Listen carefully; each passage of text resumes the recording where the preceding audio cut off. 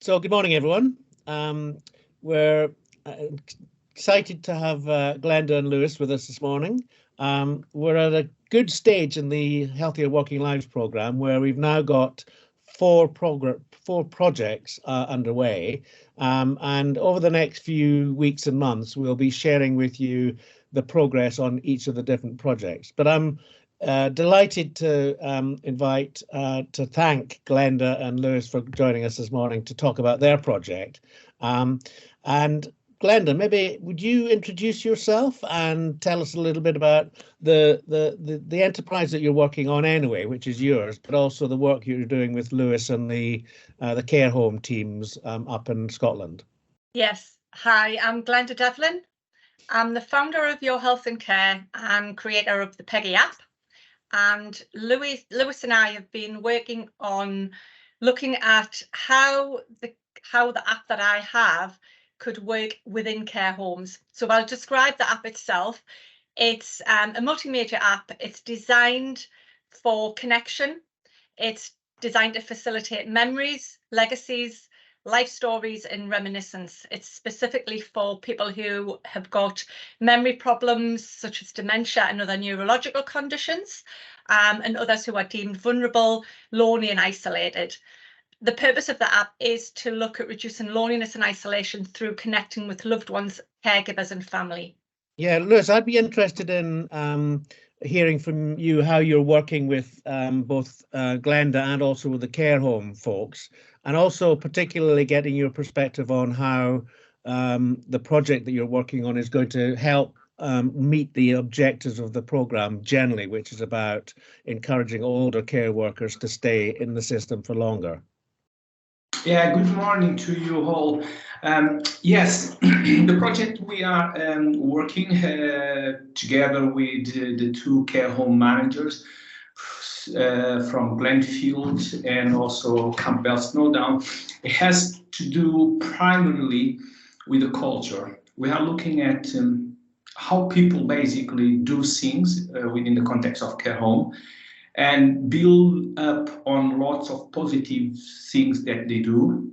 And we are trying to see how this can be replicated across the two care homes. Actually, we are trying to build synergy across the two care homes. So our first meeting was done in one of the care homes. The second one is going to be made in the other one. And also we have suggesting them in something that we put together very recently, that is the action plan. We suggest them, why not in the future to have this kind of interchange program in between the two care homes, so send some workers from one care home to another one. So by this, what I want to say is that we are trying to bring these two care homes to work together and try to see what we can learn from the culture perspective, which we can build upon. And this is the key aspect of our project, which eventually in the future, we can translate this into the Peggi app. But this is something that chronologically will be expected to happen post Healthier Working Life by 2025. So okay, this is the thing that we are aiming for.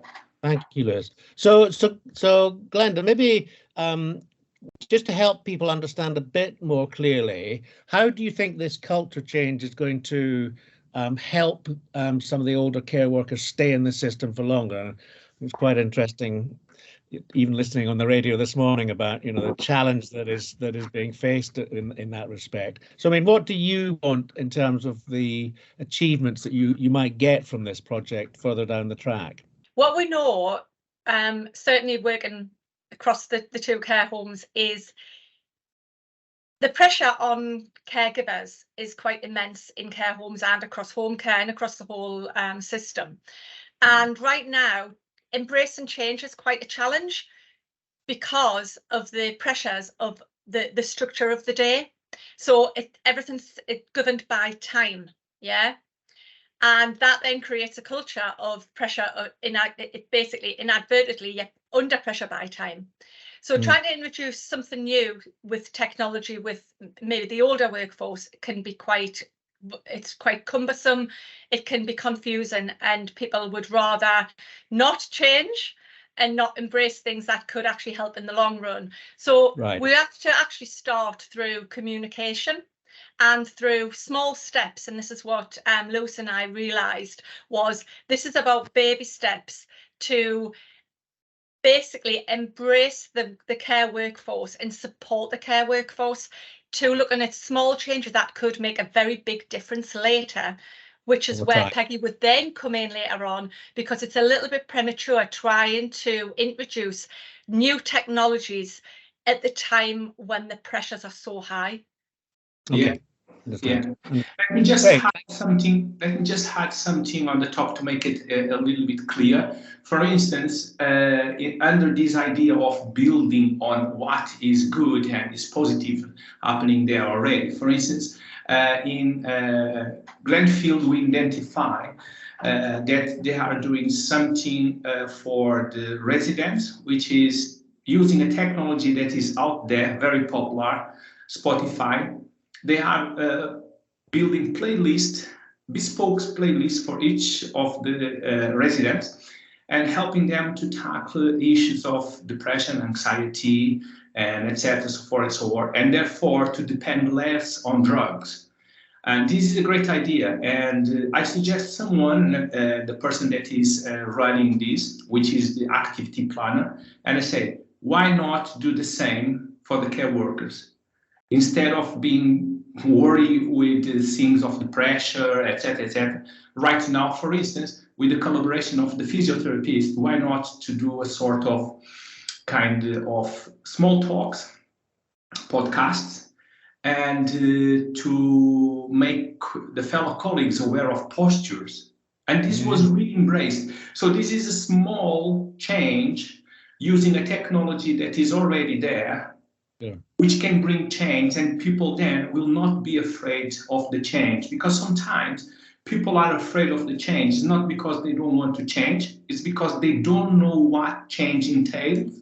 So when you come up with a kind of a proposal simple as this one, they can see the purpose of the change. Sounds absolutely fascinating, Lou. So what happens next? How long does the project last? And is there anything that either of you actually can think that might be a useful thing to pass on to the other project areas that you've learned that would make a big difference? Lewis, do you want to start? Okay, I think that a key issue is to understand quite well the dynamics of the context, the care home. Okay.